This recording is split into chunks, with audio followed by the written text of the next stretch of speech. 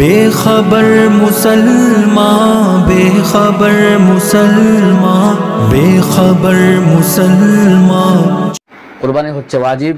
হাদিস শরীফে এসেছে হুজুর আকরাম সাল্লাল্লাহু তাআলা আলাইহি ওয়াসাল্লাম নির্দেশ দিয়েছেন, মান ওয়াজাদা সাআতান লিআন ইউযাহিয়া ওয়া লাম ইউযাহি ফালা ইয়াকরুবান্না মুসাল্লানা বা মাসজিদানা হাযা আও কামা ক্বালা আলাইহিস সালাতু ওয়াস সালাম। ইবনে মাজাহর মধ্যে হাদিস উল্লেখ করা আছে, যে ব্যক্তি এই প্রশস্ততা পেল কুরবানি আদায় করার এবং কুরবানি আদায় করলো না, সে যেন আমার ঈদগাহর নিকটবর্তী না হয় বা আমার মসজিদের নিকটে না আসে।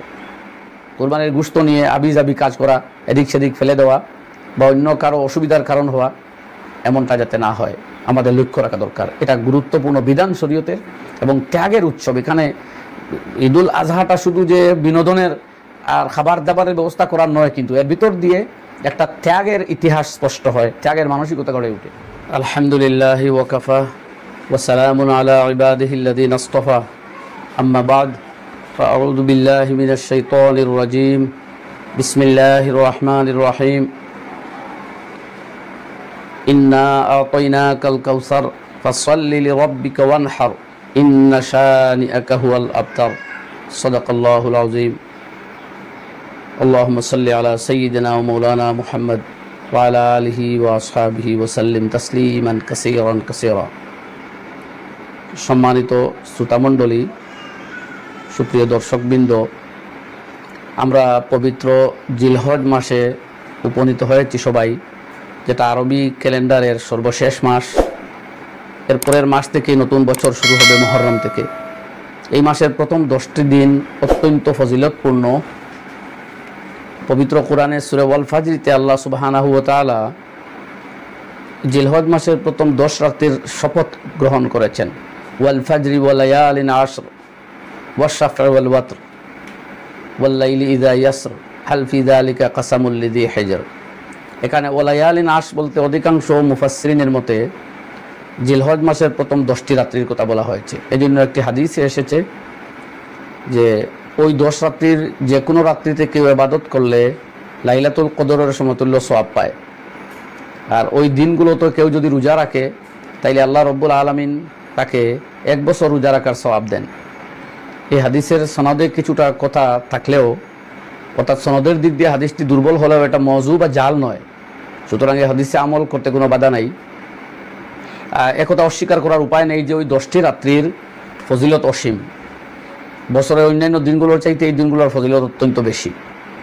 আমরা জানি এটা হজের মাস এবং ওই দিনগুলোর 8 তারিখ হুজ্জাজে কেরাম মিনার দিকে রওনা হন, 9 তারিখে আরফার ময়দানে উপনীত হন, 10 তারিখে এসে তওয়াফে জিয়ারত আদায় করেন, হজের বাকি কর্ম মিনায় রামে জামরাত করেন, মিনা হজের বাকি কাজগুলো আঞ্জাম দেন।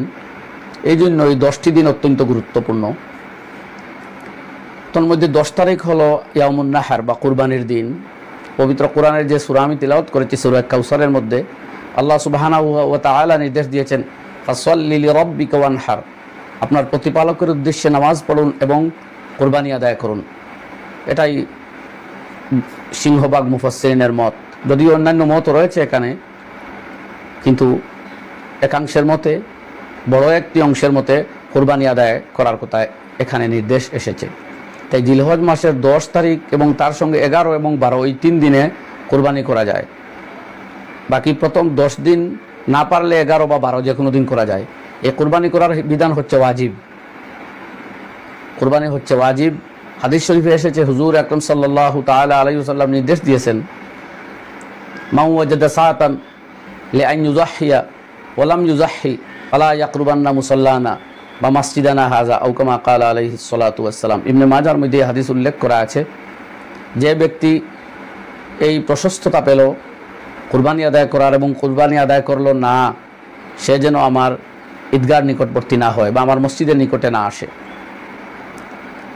তো এই আয়াত থেকে বা এই হাদিস সামনে রেখে ফুকাহায়ে কেরামের বড় একটি অংশের রায় হচ্ছে এবং হানফি মযহবের মুফতাবিহি কৌল যে কুরবানি আদায় করা ওয়াজিব।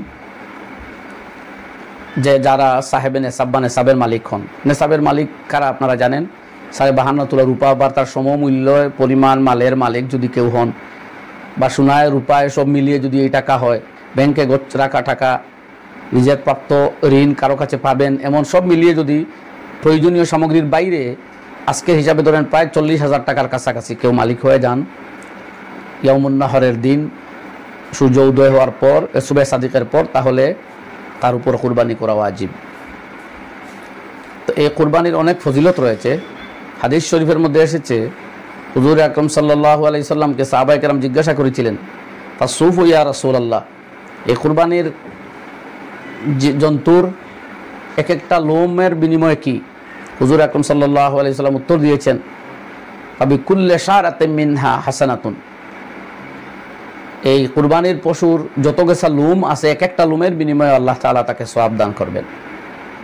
আরেক হাদিসে এসেছে যে কুরবানির পশুর রক্ত মাটিতে পড়ার আগেই তার ফজিলত সাব্যস্ত হয়ে যায়, তার সওয়াব কুরবানিটা তার জন্য সাব্যস্ত হয়ে যায়। এইভাবে বিভিন্ন হাদিসে কুরবানির অসংখ্য ফজিলতের কথা উল্লেখ করা আছে। আরেক হাদিসে এসেছে, সুন্নাতু আবিকুম ইব্রাহিম আলাইহিস সালাম ফাতিবু বিহা নাফসা, এটা তোমাদের আদি পিতা হযরতে মিল্লতের পিতা হযরতে মিল্লতে ইব্রাহিমী, এই হিসাবে ধর্মীয় পিতা হযরতে ইব্রাহিম খলিলুল্লাহ আলাইহিস সালাতু ওয়াসসালামের সুন্নত। আর শুধু এখানেই শেষ নয়, এটা শুধু ইবাদত নয়, সুন্নত মানে কানুন। তো এখানেই শুধু শেষ নয়, কুরবানি আসলে আরবিতে উযহিয়া বা উযাহি বলা হয়। এর মধ্যে বিরাট একটা ত্যাগের ইতিহাস রয়েছে, আমরা জানি প্রত্যেকে। এর পিছনে বিরাট এক ত্যাগের ইতিহাস। তো আজও আমরা এই ত্যাগের ইতিহাসকে স্মরণ করতে গিয়ে আল্লাহ তাআলার এই বিধান ওয়াজিব কুরবানি আদায় করি। যদি কেউ মান্যত করে তাহলে সেটা আরেক ধরনের হুকুম। সাধারণ কুরবানি গোশত যা হবে তা 3 ভাগে বিভক্ত করে করা মুস্তাহাব। 1 ভাগ নিজে খাবেন, হাদিয়া দিবেন এবং গরিব মিসকিনকে দান করবেন, এগুলা কিন্তু মুস্তাহাব। আর কুরবত বা সওয়াবের উদ্দেশ্যে কুরবানি দিতে হবে। সব গোশত নিজে খেয়ে নিলেও কোনো বাধা নেই, সব দিয়ে দিলেও কোনো বাধা নেই, দেওয়া নেওয়া কোনোটাই ওয়াজিব নয়, কিন্তু নিয়ত সওয়াব প্রাপ্তির জন্য হতে হবে, এটা কিন্তু ওয়াজিব। এই নিয়তে কোনো গণ্ডগোল এলে পরে কুরবানি আদায় হবে না। এই জন্য কুরবানির জন্তুর প্রতিটা বস্তু ও সম্মানী এগুলোকে তার হেফাজত করতে হবে যথাযথভাবে। কুরবানির গোশত নিয়ে আবিজাবি কাজ করা, এদিক সেদিক ফেলে দেওয়া বা অন্য কারো অসুবিধার কারণ হওয়া, এমনটা যাতে না হয় আমাদের লক্ষ্য রাখা দরকার। এটা গুরুত্বপূর্ণ বিধান শরীয়তের এবং ত্যাগের উৎসব। এখানে ঈদুল আজহাটা শুধু যে বিনোদনের আর খাবার দাবারের ব্যবস্থা করার নয়, কিন্তু এর ভিতর দিয়ে একটা ত্যাগের ইতিহাস স্পষ্ট হয়, ত্যাগের মানসিকতা গড়ে ওঠে। আর ইসলাম সে অনুশীলন ভিত্তিক ধর্ম যা মানুষকে ত্যাগী হতে শিক্ষা দেয়, যা আমরা ঈদুল ফিতর, আজহার, কুরবানির মাধ্যমে প্রকাশ করে থাকি। মুসলিম মাত্রই ত্যাগী হতে হবে। মুসলিম মানেই আত্মসমর্পণকারী, যে নিজের ইচ্ছাকে আল্লাহ সুবহানাহু ওয়া তাআলার ইচ্ছার উপরে সমর্পণ করে দেয়, সেই হচ্ছে মুসলিম। আল্লাহ রাসূলের হুকুমের সামনে নিজের ইচ্ছাকে সমর্পণ করে দেওয়া। তো কুরবানিও এই ধরনের গুরুত্বপূর্ণ এক বিধান। আরও বিভিন্ন হাদিসে তার ফজিলত রয়েছে। এই সংক্ষিপ্ত পরিসরে বেশি আলোচনা করা যাবে না, কিছু প্রশ্ন উত্তর রয়েছে, আমরা তা নিয়ে আলোচনা করব। আরেকটি কথা বলছিলাম যে এই জিলহজ মাসের এই 10টা দিন বড় গুরুত্বপূর্ণ। তার মাঝে 9ম তারিখ যেটা, সেটা হচ্ছে ইয়মে আরফা। আরফার রোজার এমনিতে প্রতিদিনের রোজার ফজিলত হাদিসে এসেছে, 1 বছরের সমতুল্য সওয়াব পাওয়া যায়। কিন্তু আরফার রোজার কথা স্পষ্ট হাদিসে এসেছে, তুকাফিরুস সানাতাল্লাতী ক্বাবলাহা ওয়াস সানাতাল্লাতী বা'দাহা, 1 বছরের পূর্বের এবং 1 বছর পরের গুনাহ মাফ করে দেয় ইয়মে আরফার রোজা। সুতরাং আরফার রোজার গুরুত্ব দেওয়া আমাদের উচিত। আরফা হলো কোন দিন? যেটা চান্দ্র মাসের 9 তারিখ হবে, সেইটা কিন্তু মনে রাখতে হবে। এখানে অনেক সময় বিভ্রান্তি হয়, কেউ ভাবেন যে মক্কা শরীফে যেহেতু আরফা এর আগের দিন হয়ে গেছে, তাহলে আমাদের আরফার দিন তো তারা ঈদ করছে, তাই আমরা কিভাবে রোজা রাখবো? ওই দিন তো ঈদের দিন না, সেটা আমাদের ঈদের দিন নয়। চাঁদের তারিখে 10 দিনের 10ম দিন হচ্ছে ঈদের দিন। তাই আমরা যেদিন 9 দিন হবে সেদিনই হবে আমাদের আরফার দিন।